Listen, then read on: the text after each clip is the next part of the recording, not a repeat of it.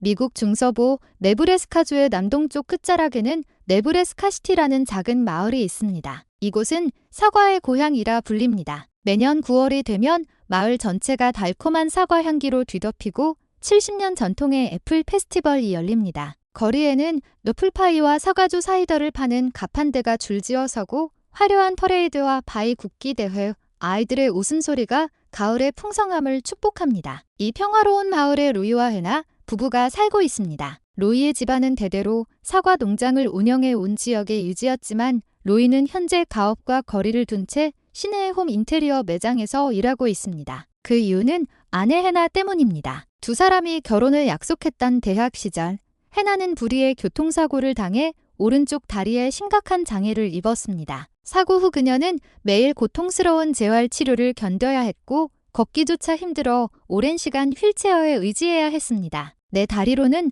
로이네 가족과 함께 농장 일을 할 수 없어 해나는 자신이 남편에게 짐이 될까봐 결혼을 망설였습니다. 하지만 로이는 주저하지 않았습니다. 그는 아내를 위해 과감히 가업 잇기를 포기했습니다. 아내가 심리적 부담 없이 편안하게 살 수 있도록 마을에서의 소박한 삶을 택한 것입니다. 로이의 부모님 또한 묵묵히 아들의 결정을 존중하며 두 사람의 삶을 따뜻한 시선으로 지켜보았습니다. 해나는 자신을 위해 모든 것을 희생한 남편과 시부모님의 깊은 사랑에 진심으로 감사했습니다. 그랬기에 그녀는 언젠가 로이가 다시 자랑스럽게 농장을 운영할 수 있기를 꿈꾸며 결혼 후에도 피나는 재활 훈련을 멈추지 않았습니다. 몇 년간의 노력 끝에 해나는 마침내 지팡이를 짚고 스스로 걸을 수 있을 만큼 회복되었습니다. 사고 전에는 상상할 수 없었던 일상이 조금씩 돌아오고 있었습니다. 어느 날 해나가 로이에게 속마음을 털어놓았습니다. 여보, 나 이제 당신과 함께 농장을 물려받고 싶어요. 밭일은 못하더라도 사무나 판매는 내가 확실히 할 수 있어요.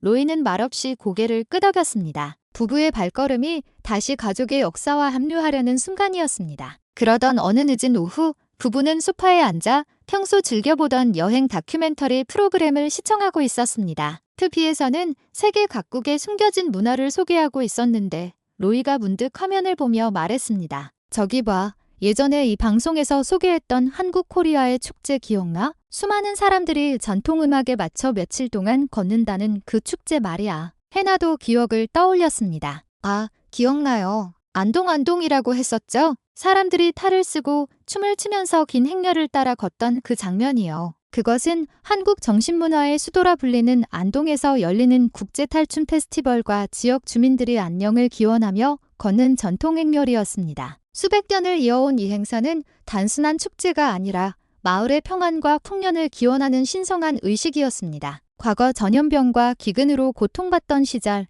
사람들은 신명나는 탈춤과 걷기를 통해 삶의 애환을 달래고 공동체의 결속을 다졌습니다. 뜨거운 태양 아래 땀 흘리며 걷는 사람들의 모습은 단순한 이동이 아니라 간절한 기도가 담긴 순례와도 같았습니다. 당시 방송에서는 리포터가 그 긴 행렬에 도전했다가 녹초가 된 모습을 유머러스하게 보여주었지만 로이와 해나의 눈에 들어온 것은 한국의 아름다운 풍경과 사람들 사이에 흐르는 끈끈한 유대감이었습니다. 그때만 해도 나는 휠체어에 앉아 있었는데 해나가 나직이 말했습니다. 그러자 로이의 눈이 반짝였습니다. 그러니까 지금 가보자. 우리 눈으로 직접 한국의 그 축제를 보고 당신의 두 발로 그 길을 걸어보는 거야. 해나는 깜짝 놀랐습니다. 이사 준비와 사과 수확, 농장 승계를 앞두고 짬을 낼 수 있을지 걱정이 앞섰습니다. 하지만 로이는 진지했습니다. 지금이 아니면 당분간 못 갈지도 몰라. 당신 다리가 이만큼 회복됐으니까 그 풍경과 공기를 함께 느껴보고 싶어. 그의 눈에는 다가올 미래뿐만 아니라 과거의 아내와 함께 꾸었던 작은 소망을 이뤄주고 싶은 간절함이 담겨 있었습니다. 잠시 침묵하던 해나는 마침내 환하게 미소 지었습니다. 그래요. 가요. 한국으로. 그것은 두 사람의 인생 이막을 여는 중요한 첫걸음이었습니다. 출발 당일 부부는 설렘과 긴장을 안고 네브래스카를 떠났습니다. 해나에게는 불편한 다리로 떠나는 첫 장거리 해외여행이었습니다. 긴 비행 끝에 그들은 마침내 한국의 관문 인천국제공항 인천 인터내셔널 에어포트에 도착했습니다. 비행기에서 내리자마자 해나는 눈을 크게 떴습니다. 여기가 정말 공항 맞아요? 너무 깨끗하고 조용해서 마치 미술관 같아요. 먼지 하나 없는 바닥, 직관적인 안내 표지판, 그리고 무엇보다 장애인을 위한 배려가 돋보였습니다. 완만한 경사로 넓은 화장실, 곳곳에 배치된 엘리베이터까지 모든 것이 세심하게 설계되어 있었습니다. 로이 역시 감탄하며 고개를 끄덕였습니다. 그들은 공항철도를 타고 서울역 서울스테이션으로 향했습니다.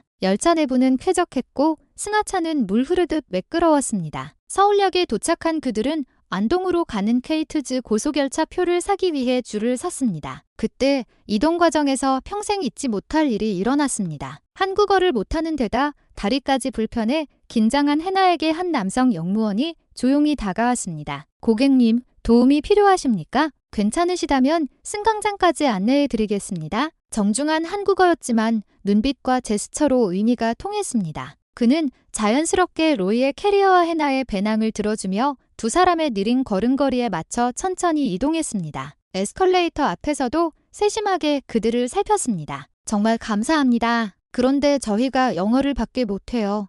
해나가 미안해하며 말하자 영무원은 익숙한 듯 웃으며 영어로 답했습니다. 노 프라블럼. 다음 역인 안동역에도 직원이 승강장에서 기다리고 있을 겁니다. 제가 미리 연락해 두었습니다. 편안한 여행 되십시오. 두 사람은 서로를 쳐다보았습니다. 다음 역에서 우리를 기다린다고 약간의 불안과 기대를 안고 KTX에 몸을 실었습니다. 그리고 안동역에 도착했을 때 그 답을 알 수 있었습니다. 열차 문이 열리자마자 제복을 입은 직원이 그들을 맞이했습니다. 로이님, 해나님 맞으시죠? 편안하게 모시겠습니다. 말이 필요 없는 완벽한 팀워크였습니다. 한국의 철도 직원들은 역과 역을 넘어 낯선 외국인의 이동을 서로 돕고 있었습니다. 미국에서는 상상도 할 수 없는 일이야.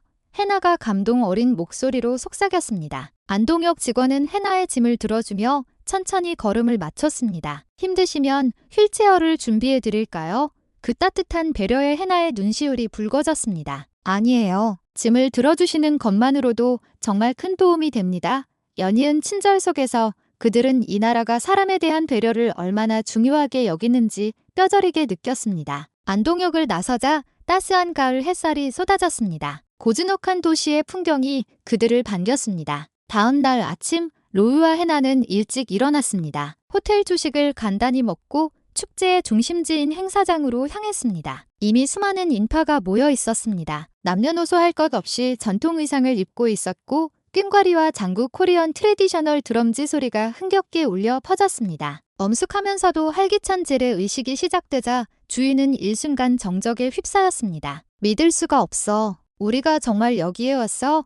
해나는 로이의 팔을 꼭 잡고 눈앞의 광경을 하나하나 눈에 담았습니다. 트비하면 너머로만 보던 그곳에 자신의 두 발로 서 있는 것입니다. 의식이 끝나자 다시 징소리가 울리며 거리 퍼레이드가 시작되었습니다. 화려한 탈을 쓴 춤꾼들과 형형색색의 깃발, 그리고 시민들의 행렬이 하회마을 하호 빌리지를 향해 굽이굽이 이어졌습니다. 직접 보니 화면보다 훨씬 아름다워요. 해나의 목소리가 떨렸습니다. 그러게. 하지만 무리하면 안 돼. 한국 사람들에게도 꽤 긴 거리라고. 로이가 걱정스런 농담을 던졌습니다. 바로 그때 등 뒤에서 익숙한 영어 목소리가 들렸습니다. 세상에, 진짜 당신들인가요? 뒤를 돌아보니 화려한 한복 조끼를 입은 여성이 카메라 스태프들에 둘러싸여 있었습니다. 그녀는 바로 그들이 즐겨보던 그 TV 프로그램의 리포터였습니다. 어머나, 제 방송을 보고 여기까지 오셨다고요? 이건 정말 기적이에요. 리포터는 눈을 동그랗게 뜨고 소리쳤습니다. 현장 분위기는 순식간에 달아올랐고 카메라는 로이와 해나를 비추기 시작했습니다. 리포터가 제안했습니다. 이 행렬이 좀 힘들긴 하지만 갈 수 있는 데까지 함께 걸어볼까요? 로이와 해나는 서로를 바라보며 고개를 끄덕였습니다. 자신들의 방송의 일부가 될 줄은 꿈에도 몰랐기에 가슴이 벅차올랐습니다. 그렇게 그들은 리포터와 함께 안동의 시골길을 걷기 시작했습니다. 피부로 느껴지는 공기, 흙내음, 그리고 흥겨운 농악 소리. 하지만 1시간쯤 지났을 때였습니다. 가을볕은 예상보다 뜨거웠고 아스팔트와 흙길을 오가는 여정은 해나의 다리에 무리를 주었습니다. 이마에 식은땀이 흘러내렸고 로이는 그녀가 다리를 절뚝이기 시작한 것을 눈치챘습니다. 해나, 괜찮아. 잠시 쉬자. 로이의 말이 끝나기도 전에 해나는 고통스러운 표정으로 길가 밭두렁에 주저앉았습니다. 숨이 가빴고 수술받은 오른쪽 다리가 말을 듣지 않았습니다. 미안해요. 이럴 때 다리가 또 말썽이네. 해나가 자책하자 로이는 고개를 저었습니다. 사과할 필요 없어. 여기까지 걸어온 것만으로도 대단해. 촬영팀도 당황하여 그늘을 찾았지만 주변은 온통 논밭뿐이었습니다. 그때였습니다. 등 뒤에서 작은 목소리가 들렸습니다. 저기요, 괜찮으세요? 돌아보니 초등학생 정도로 보이는 남자아이 4명이 그들을 빤히 쳐다보고 있었습니다. 아이들은 걱정스러운 눈빛으로 땀을 흘리는 해나와 지팡이를 번갈아 보았습니다. 말이 통하지 않았지만 해나는 다리가 아프다는 신용을 했습니다. 그러자 아이들이 자기들끼리 쑥덕거리더니 그중 한 명이 엄마 불러올게라고 외치며 쏜살같이 달려갔습니다. 남은 아이들은 해나 옆에 쭈그리고 앉아 서툰 영어로 "Don't worry, 걱정 마세요라고 위로했습니다. 몇 분 후 소년이 자신의 어머니를 모시고 돌아왔습니다. 인자한 인상의 한국인 아주머니였습니다. 그녀는 상황을 파악하자마자 다정한 목소리로 말했습니다. 아이고, 다리가 많이 아프신가 보네. 날도 더운데 여기서 이러지 말고 우리 집으로 가요. 바로 저기예요. 그녀는 촬영팀을 보고도 놀라지 않고 오히려 손짓했습니다. 방송국 분들도 다 같이 와서 좀 쉬었다 가세요. 시원한 물이라도 드릴게. 해나는 낯선 사람의 호의에 당황했지만 아주머니의 진심 어린 눈빛에 이끌려 초대에 응했습니다. 로이와 아주머니가 양쪽에서 하나를 부축했고 그들은 근처에 있는 고풍스러운 한옥으로 들어갔습니다. 누추하지만 편히 쉬세요.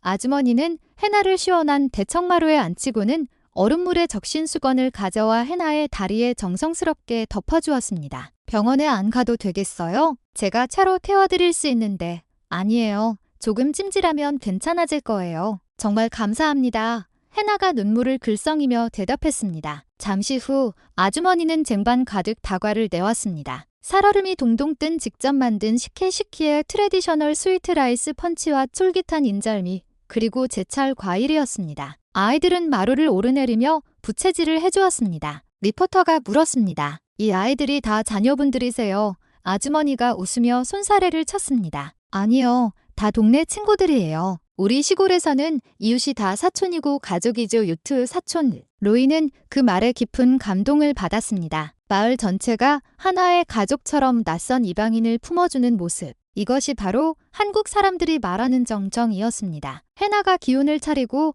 다시 미소를 찾았을 때 해는 니엇니엇 서산으로 넘어가고 있었습니다. 그때 아주머니가 반짝이는 눈으로 제안했습니다. 여기까지 왔는데 그냥 가면 섭섭하죠. 오늘 밤에 낙동강변에서 불꽃놀이가 있어요. 괜찮다면 우리 집에 있는 한복을 한번 입어보시겠어요? 한복이요. 해나와 로이는 서로를 쳐다보았습니다. 그때 안방에서 할머니 한 분이 고운 한복 몇 벌을 들고 나오셨습니다. 내 며느리랑 손녀가 입던 건데 사이즈가 얼추 맞겠어. 아주 예쁠 거야. 할머니와 아주머니는 해나에게 하얀 저고리와 꽃무늬가 수놓아진 붉은 치마를 입혀주었고 옷고름을 매무새 있게 다듬어 주었습니다. 로이에게는 점잖은 남색 마고자와 바지를 건넸습니다. 거울을 본 해나는 감탄했습니다. 세상에, 내가 정말 공주가 된 것 같아요. 아이들의 환호 속의 한복을 차려입은 일행은 다시 길을 나섰습니다. 아이들이 앞장서서 그들을 강변의 명당 자리로 안내했습니다. 하늘은 이미 보랏빛 노을로 물들어 있었고